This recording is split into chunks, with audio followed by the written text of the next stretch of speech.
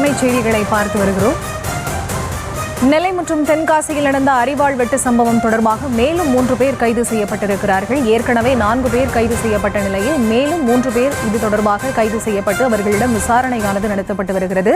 தென்காசி நெட்டூர் கிராமத்தில் திருமண வீட்டிற்குள் புகுந்து அரிவாள் வெட்டு நிகழ்ந்த சம்பவத்தில் மேலும் 3 பேர் கைது செய்யப்பட்டிருக்கிறார்கள். ஏற்கனவே நெல்லை மாவட்டத்தில் இதே போன்ற சம்பவம் நடந்த நிலையில் அதைத் தொடர்ந்து தென்காசி மாவட்டத்திலும் இந்த அரிவாள் வெட்டு சம்பவமானது நிகழ்ந்திருக்கிறது. சாலையில் நடந்து சென்ற 6 பேரை 4 பேர் முகமூடி அணிந்த 4 பேர் கொண்ட கும்பலானது அரிவாளால் தாக்கிவிட்டு தப்பிச் சென்ற நிலையில் இது தொடர்பாக மேலும் 3 பேரை போலீசார் கைது செய்து அவர்களிடம் விசாரணை மேற்கொண்டு வருகிறார்கள். நெல்லை தெற்குப்பட்டியிலும் இதே கும்பல் அரிவாள் வெட்டு நடத்தியதும் குறிப்பிடத்தகுந்த ஒரு விஷயமாக பார்க்கப்படுகிறது. நெல்லை மற்றும் தென்காசியில் நடந்த அரிவாள் வெட்டு சம்பவம் தொடர்பாக மேலும் 3 பேர் கைது செய்யப்பட்டிருக்கிறார்கள். இது தொடர்பான விவரங்களுக்கு இணைகிறார் எமது செய்தியாளர் ராஜா. அவரிடம் பேசலாம். வணக்கம் ராஜா, இது தொடர்பான முதற்கட்ட தகவல் என்ன? வணக்கம். தென்காசி மாவட்டம் ஆலங்குளம் அருகே உள்ள நெட்டூர் கிராமத்தில் நடைபெற்ற திருமண நிகழ்ச்சியில் ஏற்பட்ட தகராறு அடுத்தடுத்து இரு மாவட்டங்களை பரபரப்பாக்கிய வன்முறை சம்பவமாக மாறியுள்ளது. இந்த வழக்கில் ஏற்கனவே 4 பேர் கைது செய்யப்பட்ட நிலையில் தற்போது மேலும் 3 பேரை போலீசார் கைது செய்து விசாரணை நடத்தி வருகின்றனர்.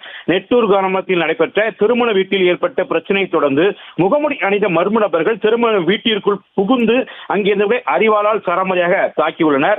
இந்த தாக்குதலில் 6 பேர் காயமடைந்தனர். அவர்கள் 4 பேர் நெல்லை அரசு மருத்துவக் கல்லூரி மருத்துவமனையில் அனுமதிக்கப்பட்டு சிகிச்சை பெற்று வருகின்றனர். இந்த சம்பவத்தில் தொடர்புடையவர்கள் இருசக்கர வாகனத்தில் தப்பிச் சென்றதாக கூறப்பட்டது.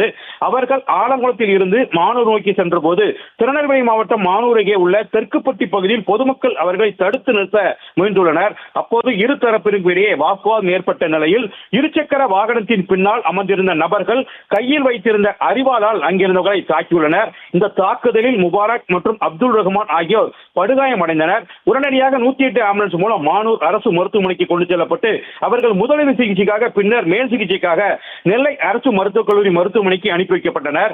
மருத்துவக் கல்லூரி முதல்வர் டாக்டர் ரேவதி பாலன் முன்னிலையில் அவர்களுக்கு தீவிர சிகிச்சை அளிக்கப்பட்டு வந்தது. இதனை அடுத்து தென்காசி மற்றும் திருநெல்வேலி மாவட்ட போலீசார் இணைந்து நடத்திய தீவிர தேடுதல் வேட்டையில் நேற்று 4 பேரை கைது செய்தனர்.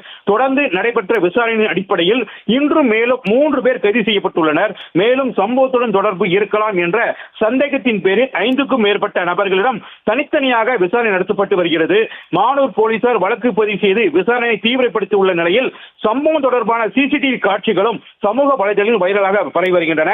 அடுத்தடுத்து நடைபெற்ற இந்த இரட்டை அரிவாள் சம்பவம் தென்காசி மற்றும் திருநெல்வேலி மாவட்டங்களில் பெரும் பரபரப்பை ஏற்படுத்தியுள்ளது. விவரங்களுக்கு நன்றி ராஜா.